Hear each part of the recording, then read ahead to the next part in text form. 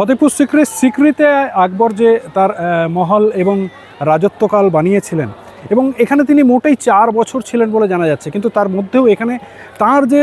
সংস্কৃতি এবং তার যে চিন্তাধারা তার কিন্তু সম্পূর্ণ ছাপ পাওয়া যায়। আমার পিছনে যেটা রয়েছে সেটা হচ্ছে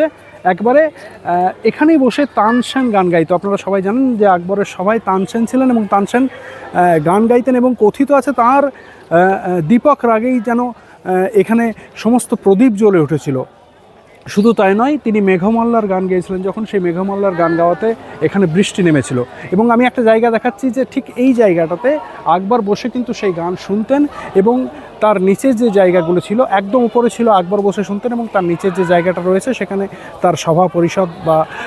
তার যে নবরত্ন ছিল, 9 জন সদস্য ছিল তার মন্ত্রিসভা, তারা শুনতেন, এবং একেবারে তার নিচে ছিল দাসীরা বা মহিলা সদস্যরা, তারাও কিন্তু শুনতেন। এবং এই যে পুকুরটি, বা পুকুর বলবো না, এটা একটা ছোট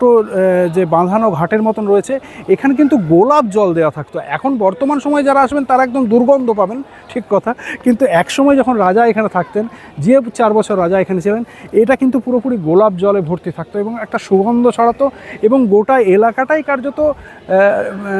আকবরের যে কি বলবো রুচি এবং তার সংস্কৃতির পরিচয় এখনও পর্যন্ত পাওয়া যায় এত বছর পরেও, এবং এই সিক্রিতে এখনও পর্যন্ত যেন আকবরের সেই সাম্রাজ্য কথা বলে।